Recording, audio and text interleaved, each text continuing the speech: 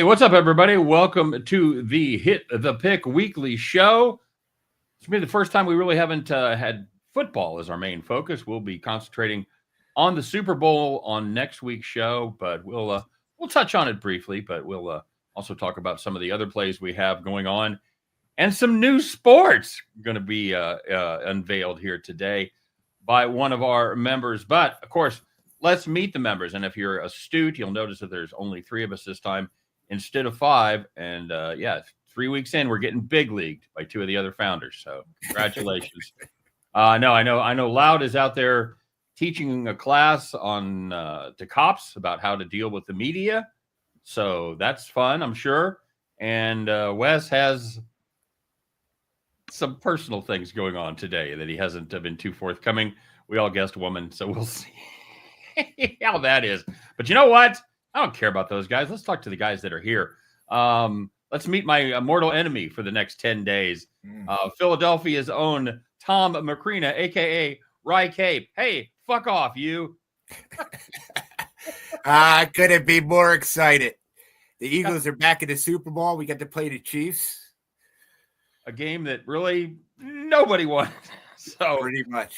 Outside of Philly and outside of Kansas City. So although the nation hates this matchup, the vast majority on this show love the matchup. So there you go. I know you're excited. Did you toy with going to the game at all, Tom? Did you ponder going down to New Orleans? Ticket prices are coming down. They're plummeting. There's still way too much for me. All those. No thought about it. I'm going to Atlantic City for the weekend. We'll call that my vacation. There you go. A little trip to AC. Maybe run into Matt Damon and his crew playing cards there in the poker room at the Taj. Congratulations. It should be a fun game. We'll be talking a lot more about that next week. And of course,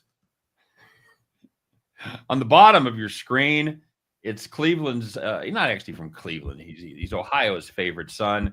His teams will reach the Super Bowl soon. Sure. The Browns, the Texans. It's David Delano, everybody. The only guy without a dog in this fight. What's up, Dave? Yeah, I mean, LeBron and Kareem Hunt are giving me strong fights for that title, but I appreciate it. Interested to talk about whatever we're going to talk about today. Not as interested as I would be to be in Loud's media training class right now, though. That sounds like that would be a lot of fun. I gotta agree. That would be a hoot and a half, wouldn't it? We'll have to get some of those recordings sometime and watch Loud do his lectures. So let's start off. We kind of touched on it. Let's get our thoughts on last week's championship games, conference championship games. The Eagles, of course, beat the brakes off of the Commanders. A game I think we all predicted correctly. Is that right? Were we all on the right side of that one? Anybody remember? Yeah, I was on the Eagles. Yeah, I was too. I like the Eagles in the over. I know, Tom, you weren't betting against the Eagles, were you? No. Yeah, I thought I was on the Eagles. Yeah, I thought that was a strong play, and the Eagles. I didn't think the Eagles would hang a half 100 on them, but they did a very nice job. And Commanders are going to be forced to reckon with, but they got to fix that defense. So we'll be anxious to see what happens with them next year. Thoughts on that game, Tom? What did you like? Anything that you see? Any room for improvement there as far as the Eagles go? I mean, I always think there's room for improvement. I think they played well, though. Can't really complain about putting up 55. Run game looked great. Had records for 7 rushing touchdowns. So, yeah, we were rolling on all cylinders. Hopefully we could keep that up going into the Super Bowl. But, yeah, my team looked good. Coaching was good. I guess if we think there's any problem, it was the field goal kicker. Hopefully he gets it right if we need him. Yeah, and that could be it could come down to it, as we saw the last game between these two in the Super Bowl decided by a late field goal. Just 3 points was the difference there. So field goal kicking could absolutely come into play. David, what was your thoughts on that Eagles Commanders game?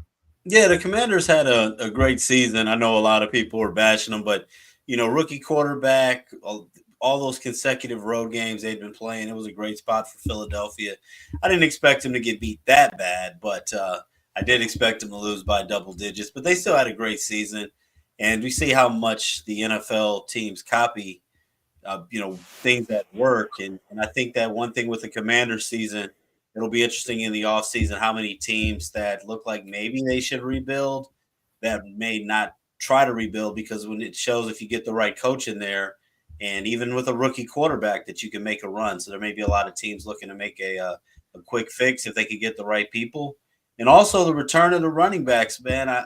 They keep thinking about that Hard Knocks off season with the New York Giants saying we're not paying a running back $14 million. Well, Right. Even with this draft and things where they say you don't want to invest too much in a running back or take one too high, whenever you've got one that's the best or a generational talent, all those things go out the window. And Saquon Barkley's showing in football, the best running back is always going to have a place, which I love to see. In football, it's hard to discredit the running back. So what he's doing, it's been incredible. So those are my takeaways. Yeah, he has actually been the difference maker for that team.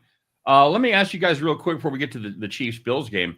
Let me ask you, there's the 4 teams that were played last weekend, all of them featured running quarterbacks to one extent or another. Mahomes obviously would be the least running quarterback on that list, but he knows how to pick his spots and pick up those critical first downs. We saw it against the Bills. Is that going to be a trend that continues? As we saw, Hurts can run. Of course, Josh Allen is a beast, and Jaden Daniels, it's an integral part of his game, especially in his rookie campaign. When you don't always get to make those 3rd and 4th reads successfully, having the ability to just use your wheels and take off running down the field is certainly a nice arrow to have in your quiver. Tom, do you think this is kind of an aberration, or do you think between the running backs and the running quarterbacks that we've seen the last of the high-flying offenses? Now, I think the mobility is going to stay. I just think offenses are better when they have that option rather than not. And as you said, a lot more teams use that option nowadays instead of the pocket passer. Yeah, and you see guys like Mahomes, you see guys like Burrow, and they're just kind of greasy in the pocket. Even if they don't take off running, they're able to slide. They're able to move around the pocket. They have great vision, and they're able to get themselves some clear spots to throw the ball. Dave, what do you think? Trend or aberration? No, I think it's a trend that's going to continue, and I think it's because just with kids playing football now, even though 7-on-7 and flag are so big, when you get to high school, a lot of the guys that are playing quarterback are some of your better athletes who are able to move. So you got more guys, obviously in high school, it's going to translate over to college. Running is definitely big in college, and the fact now that they can make some money with it, I think you're going to continue to see it. I'm even looking at not this draft coming up, but in the future. I know Arch Manning, people are big on him. He's probably going to be the number 1 pick whenever he comes out. But that kid can run. Better than me. So I don't see, when you look at the landscape of college quarterbacks right now, I don't see that stopping. We had a national championship with, they could throw the ball, two quarterbacks that could run when needed. So, even if they're not scrambling all the time, I think it's going to be harder and harder to have a guy who's a statue back there. Yeah, I kind of agree. And you're looking at the likely 1-1, which is going to be Shedeur Sanders, another guy who fits that mobile quarterback mold perfectly. So yeah, we'll see what happens there. All right, let's talk about the Bills and the Chiefs. The Bills, once again, just at the last minute, Lucy pulled the football, and the Bills were not able to get it done. Tom, your thoughts? Why are the referees so in favor of the Chiefs? I don't have many thoughts because I wasn't very sober. You weren't out there climbing light poles, were you, buddy? I was not climbing light poles. But yeah, I had fun. By the way, we kind of said that lightly. There was a tragedy involved with one of the kids that were climbing the light poles, fell off and did not make it, did not survive. So I know they try to do everything they can to discourage that, but you know what? Climber's going to climb. So absolutely a tragedy, but a big day in Philadelphia. I definitely understand that. So you didn't get to see much of that game. Very good. David, your thoughts? Yeah, I know a lot of people were on kind of getting on Sean McDermott about not being able to win it. And whether you hate the Chiefs or not, for the record, I don't hate the Chiefs, but greatness will really make a lot of people look bad and get a lot of people fired because there's just so many.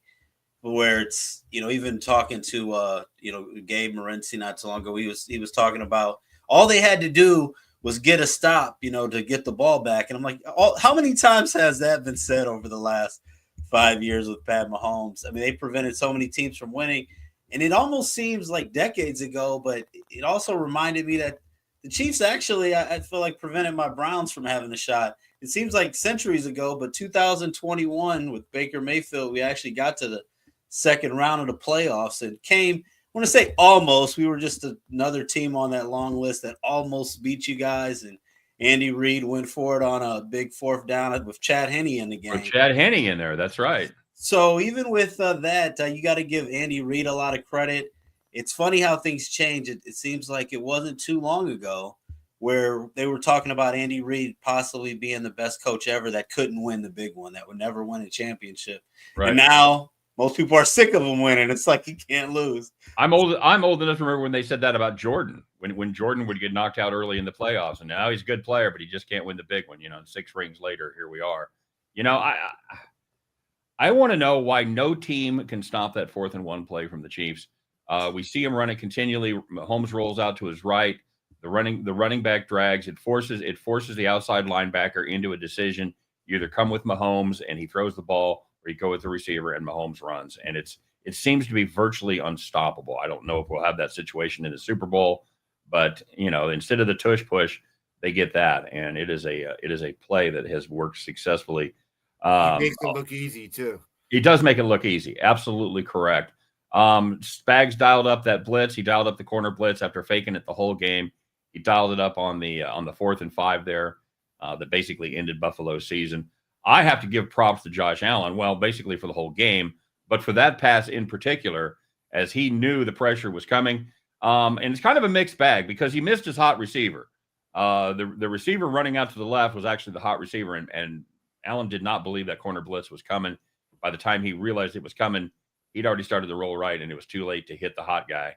But the pass that he did throw, under duress, a prayer, and absolutely on the money. It would have been a difficult catch, but a makeable catch. I think people roasting Kincaid are absolutely out of their minds. I think it would have been a fantastic catch, but it was by no means a nonchalant every day. You're going to make that 10 times out of 10 type of catch. But, and the Bills, you guys think that if the Chiefs were winning by more, we'd hear less of this referee bullshit? Yes. Is it just the fact that they're winning all these 1-score games and you go, well, you can point to this or you can point to that call or whatever? Yeah. I don't know. Because it's easier to point to 1 or 2 plays when you're winning by a field goal, versus if you win by 30, 40. Like you see what the Eagles did. Few calls, it wouldn't change. But yeah, I definitely think that. And then especially when it's the end of the game. Right. Yeah, that's absolutely true. All right, so and it is the question. It's so disgusting as a Chiefs fan to see this, but it is the question that's probably being asked more than anything else about this game. So I'm going to get you guys' honest take on it. Tom, is it fixed? Is there referee bias towards the Chiefs? I don't think so. You're not going to hear me talk about that. I'll ask you again in 2 weeks, though. But right now, you're saying yeah. I no. guess we'll see. Words may come back to bite you. Right. I usually don't bitch about the refs. Okay. All right. Very good. Proud of you. And you didn't even bring up the defensive holding on 3rd down in the Eagles-Chiefs Super Bowl game. So good for you, buddy. Appreciate it. Mr. Delano, what do you say? Is the fix in, baby? I don't want to say it's fixed, but I definitely think it's some bias, and I don't. It may not be intentional, but when you see Pat Mahomes make plays so often in any sport and really in life, like sometimes you just have these preconceived notions. I mean, even in school with teachers or even with your kids, you got that kid that gets into trouble a little bit more that you need to keep your eye on, and you got that one that's like just a model citizen. Mm-hmm. Or sometimes you hear something, you might just assume like, not that kid's perfect, but you may give one the benefit of the doubt, and then the other one you may not, just off of history. I think that's a little bit what's going on. But when you see things, there's no. I saw the stats that I think Adam Scheffler had put out. There's no. I think the Chiefs haven't had any roughing the passer penalties, and I think their opponents through the playoffs have had 6. And it goes on and on. So you could just say maybe the Chiefs are just that much more disciplined than everybody else. But when you Right. see that, I think it's a little bit of both. I think. All right. And that's a great analogy about the kids. I know my first daughter, she was great. She'd get up in the morning. She'd be, 2 or 3 years old, and she'd get up, and you're like, yeah, she'll be fine. You go out there and watch some cartoons, maybe grab some Cheerios. My second daughter was born, and if you heard her feet on the floor, you better be out of bed because there was going to be a peanut butter sandwich in the VCR within about 30 seconds if you weren't there to ride herd. So I totally get it. 2 kids, same parents, completely different. So, yeah, very good. All right. So let's put that to bed for a minute. Initial thoughts real quick, Tom, on the line. Chiefs 1.5, 49.5 total. I know where your sympathies lie. I know where your heart lies. Any reason you're not taking the Eagles on the money line here? Yeah, now I think this is right price. Total looks good. If the Eagles weren't in it, I'd be rooting for a three-peat. But yeah, I'll be on the Eagles money line. All right, very good. Mr. Delano, you're the only neutral party in this game. How do you feel about those lines? Good numbers, and you got any plays you're looking at early? I mean, they're good numbers. I would initially lean towards the Chiefs, but I'll tell people what I've already bet because technically give them a little free pick here that we can't really put in our system, but I've already bet this and I'm just simplifying it, man. I'm looking at this total 49.5, and at the time, I'm not sure if it's changed. The Eagles were a 1.5 point dog. I'm doing a 6.5 point teaser. Not something I do a lot in the regular season for the same game. But these Super Bowls, they've been having a lot of success. I look at this game as it's almost a pick 'em. It's probably going to come down to a score either way. So I'm taking the Eagles +8 along with the over 43 in a teaser because I don't see this game falling below 44 points. I really don't. And I think that it's going to be 7 points score either way. So I'm taking Eagles +8 and over 43 in a teaser because I love that play, honestly. What's the price on that? -130 or so? Yep. Yeah, -130. There you go. All right. That's an actual bonus there is David let you know about what his teaser is. And we'll be next week we'll delve into this a lot more. We'll talk about some of our favorite props. And I'll weigh on one of my personal favorites, the over under on the national anthem. That's right. I am a degenerate. So before we get rolling to the other sports and the other things we're looking at here, I want to remind everybody to stop by hitthepick.com. It's our brand new website with the three of us plus Loud Esmond and Sniper West. Get $100 just for getting over there and signing up. So grab it, free credit to grab some plays. And I have to, because honesty, integrity, and transparency are in our name. I do have to address the fact that we've had some glitches with our system. It's brand new. We're working with our developers to get everything up and running. So if you've had a problem, if you had an issue, our apologies. We're working on it. And the one thing we can assure you is if you do have a problem or an issue, we will guarantee that we will make that right and make you whole, if not a little better. So thanks everybody for bearing with us on this, and we will have it straightened out. Hopefully this week is what we're looking at. So anyway, Tom, I know you've got some fun stuff to bet on. Of course, we got NBA, we got hockey, we got college basketball coming up. Tom says, bah, that's no fun. He likes to go where there's some actual value on these because they don't get a lot of action. They don't get a lot of action comparatively speaking. So Tom, take it away, buddy. What do you got coming up here that we want to talk about? Yeah, so unfortunately, the more and more people that bet it, the value goes down. But right. We have. Well, that's a good thing. We have about 40 viewers. So yeah, so we have a golf tournament. It starts Thursday. The AT&T Pebble Beach Pro-Am. So we can bet on that. So we're going to be at Pebble Beach. First 2 days, we're also at Spyglass.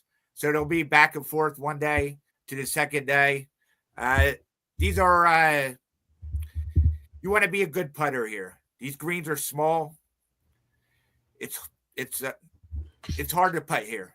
If you're a good putter, you're going to do well. I have to tell you, I'm probably the worst golfer and I actually played Spyglass as a public course, and we went out there, and my God, it was like 40 years ago, and I think we paid $300 to play, and yeah, it's a tough course. I did not shoot far. I think I shot about 130 or so. It was absolutely brutal. Beautiful course, man. Some of the views and stuff, unbelievable. So you got some plays there. Anything you want to talk about? I know you got some for sale. So you don't want to give away the store, but anything that any free tips you can hand out on that? It's a cool tournament too, by the way. Yeah, it's a fun one. Like, why? Yeah, is Huey I Lewis have. playing golf? What's that? Like, why is Huey Lewis playing? I didn't know Huey Lewis was a pro golfer. Oh no, it's the Pro-Am. Never mind. Yeah, it's not like that anymore. It's pretty much quarterbacks and business owners, CEOs, and stuff like that. There. But yep. So I like three guys. My first one is Colin Morikawa. He doesn't have the best course history here, but he finished top 14 here last year. Last time we saw him, he finished T2 at the Century. He's been in good form. This is a good track for him. I'm going to sprinkle on him to win, and I am going to put to finish in the top 10 at plus 175. Scotty Scheffler is in this tournament. He just had hand surgery at Christmas. He cut his hand making ravioli or something like that. Yeah, it was some kind of kitchen accident, right? Yeah. So, I mean, I think he's going to be able to play. I don't know how good he's going to be.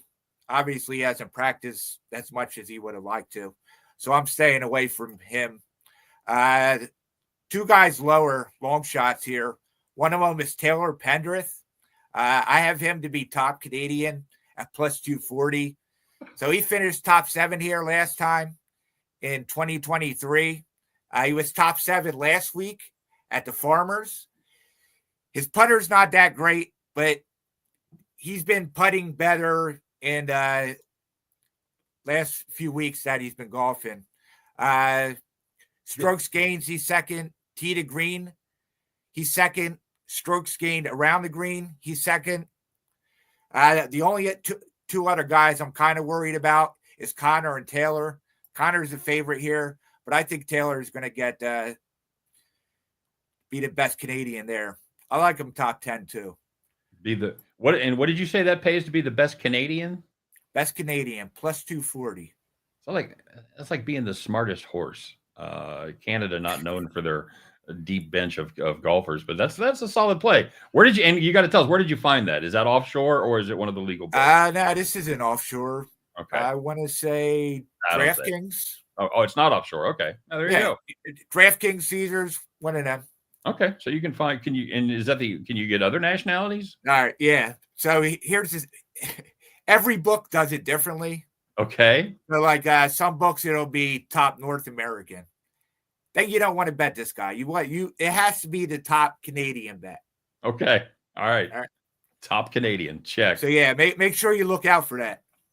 David, who's your favorite Canadian golfer? Whoever Tom just mentioned there. Is it Geddy Lee in the Pro-Am? I don't know. Taylor. Canadian golfers and NASCAR not my specialty, but that's the great thing about us. You're going to love the second part of Tom's deal. Then he's going to tell us the top Albanian in NASCAR, so that should be fun. What do you got coming up this weekend? You got anything fun you're looking at? Well, it's hard to find out for the weekend. It's going to be college basketball, NHL. I'll probably have some NBA picks too. I'm real selective with my NBA plays. NBA drives me crazy. Not to go on a channel. I know that they're talking about coming up with this international league to compete with it, and my first reaction is that's not going to work. But then I think, well, maybe it could. If you get the people. Had one NBA pick last night at the Rockets -6, and they didn't cover, even though they were up by 16 points with 5 minutes left. Ended up winning by 4. Those things happen, but yeah, college basketball and hockey. And I guess one thing I'll say for people, even if people want to handicap their own games, with so many college teams, you get to Saturday, there's 100 games, and people may wonder, how do you even decide? I get asked sometimes, how do you even decide which games you want to look at?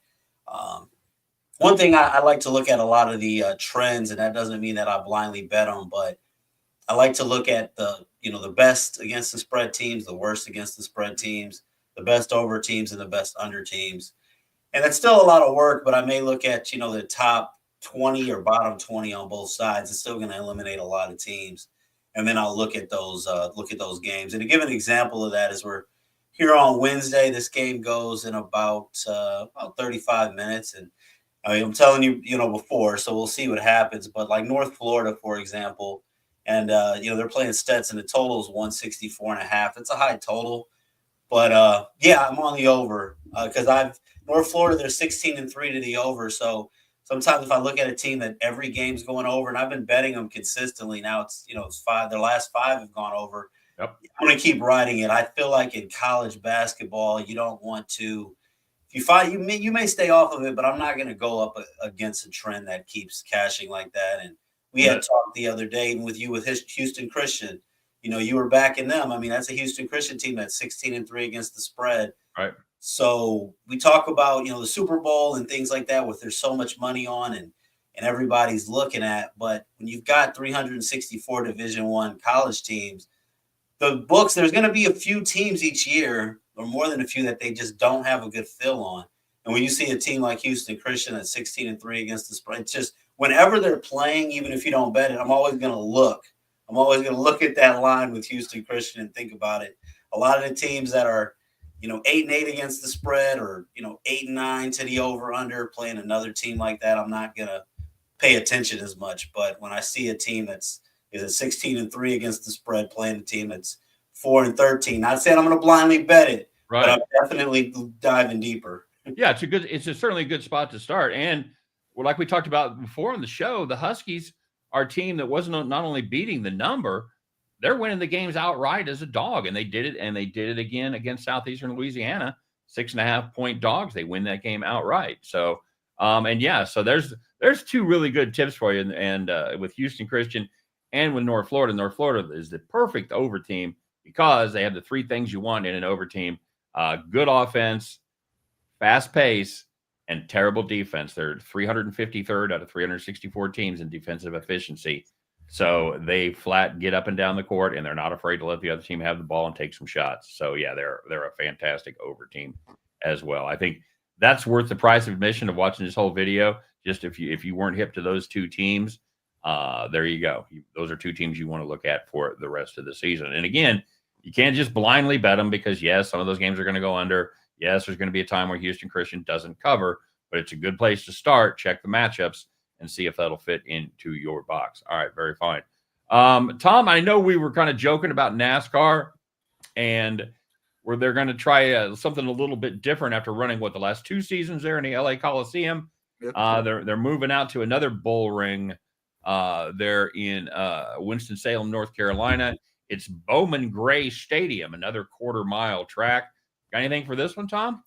Yeah, this is a short flat, so really small track. We haven't raced here. This is also an exhibition. We're going to have heats that 39 drivers are going to start. Main events, 23 drivers. There are 3 guys I like. Kyle Larson, I like him for a top 5. You get that plus 135. He's been top 5. He's actually been P5 the last 2 races at the Clash at the stadium. These are similar tracks racing wise.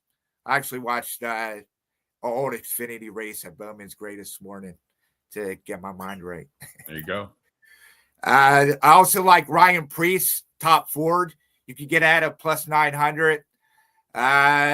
Stuart Haas is shut down. He's over RFK now. RFK's not great at these kinds of tracks, but Ryan Preece is.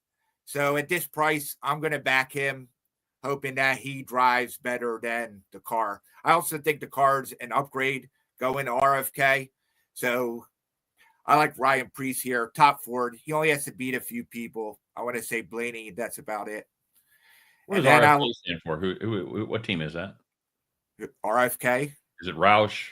Somebody? Yeah. Is it the old Roush Fenway team? Fenway Keselowski. Okay. All right. There you go. All right. What's your third pick? I have Kyle Busch to win Group B. You have to get this one on Caesars. It's plus 350. He's driving against Logano, Gibbs, Blaney, and Byron. And as I said earlier, same thing with Ryan Preece. But I think Blaney is the only one who I'm concerned about here. But I like the price of 350. So we're going to take that. Not every book has this. Caesars, DraftKings had just outrights. ESPN Bet has a bunch of props. I'm assuming it closer that you get to Sunday, we're going to see it. Also, all these bets are for the main event. You want to make sure you check your books to see what their rules are for that. Most of them, if your guy doesn't make it to the main event, then you're going to be voided. There are some out there, they're taking your money. Your wager loses. Read the fine print, man. Read the fine print. It does make a heck of a difference. We've got a pretty good college basketball slate coming up this weekend, especially on Saturday. You got a clash of top 10 teams there with Florida and Tennessee going at it. You got 2 top 20 teams in Mizzou and Mississippi State. A game that I'm going to be looking at is going to be Kansas State heading to Iowa State. Of course, this is Wednesday. We don't have a number on this yet. I'm going to guess it's going to be Iowa State somewhere in the neighborhood of 10 to 11, 10 and a half, somewhere in that neighborhood. And I like Iowa State to cover the number. This K-State team, not good right now, not playing good basketball, especially on the road. They did jump up and beat West Virginia the other night. But I think that Iowa State is truly, truly an elite team, top 5 ranking, and well-deserved. I think they take care of business against the Cats. I think Ole Miss might have a little something for Auburn. We'll see what the number is and whether I like that one. Just kind of going through the slate here real quick. Anything Florida, else? Tennessee. Florida, Tennessee. Who do you like there? You got an early thought on that? I mean, Tennessee, when they don't play defense, they get crushed. We just saw that last night. Mm-hmm. Florida smoked them in Florida. I don't know what this number is going to be, but I think Florida will be at the right side. I don't know that I want to go any more than 10, 11. Yeah, I think you're going to be somewhere. I think Tennessee's going to be somewhere in the neighborhood of 3.5, 4. I don't think that's going to be a big number. That's a tricky one, man, because Tennessee was number 1 in the country when they played last time. And I believe home court advantage means the most in college basketball compared to any other sport. But for Tennessee to lose that game by 30 points, and that's how basketball is, though. They may win this time around, but it's going to be hard for me to back Tennessee. Like even how Tom was saying, when they don't play defense, that team's a bit inconsistent. I definitely agree with you with Iowa State. I think that's going to be a great spot for them. Iowa State's as good as any team in the country. Iowa State and Houston, 2 teams I don't want to get go against when they're at home. And also Iowa State, they had a tough road loss to Arizona. Arizona forced overtime with a 3, so that was a tough loss for them the other night. And now I think this could be a good get-right spot for them at home. So we don't know what the line is yet, but looking ahead right now, I think that Iowa State probably wins that game pretty big. They killed Kansas at home. I think they'll do the same to Kansas State. Yeah, absolutely. I do worry a little bit about this Gators team that was kind of run out of the building by Mizzou the last time, and I know they were able to catch up, but that game wasn't nearly as close as the final score indicated. Meanwhile, Tennessee gave Auburn every single thing they wanted there on the road at Auburn. So I think Tennessee's probably a little bit in better form right now, but we'll see what the number is. It could be something unplayable, but if it's going to be more than 4, probably going to be a pass for me. David, anything else catching your eye as far as college ball goes? As far as college ball, I'll say, well, let's talk about tomorrow. I haven't even looked at too deep at the weekend. Right. But I'll say I haven't put out any plays for tomorrow yet, but I've started and just kind of riding those trends and things like that. One that I probably will put out for play for people watching South Dakota State, North Dakota State tomorrow, over 153.5. We've got, South Dakota fast-paced adjusted tempo. They're averaging more than 84 points a game over their last 8, and North Dakota State's averaging over 88 points over their last 9, total 153.5. There's a lot of games in that conference that we've seen some super high scores. So yeah. I like the over 153.5 if you could get on that one. So I want to say South Dakota State played a game where it landed like 213 and no overtime. Yeah. Because I played them a couple weeks ago on an over, and I remember finding that stat like, holy shit, that must have been double overtime. Nope, no overtimes. So yeah, very good. Tom, anything else before we get out of here? Yeah, I'll give a quick NBA pick. All right. Minnesota Timberwolves are playing in Phoenix at the Suns. I like the Timberwolves here. You can take them on the money line, -1, whatever you like. It might be 1.5 now. Okay. But yeah, Minnesota has won the last 5 in this series. They're the better team. They won their last 3.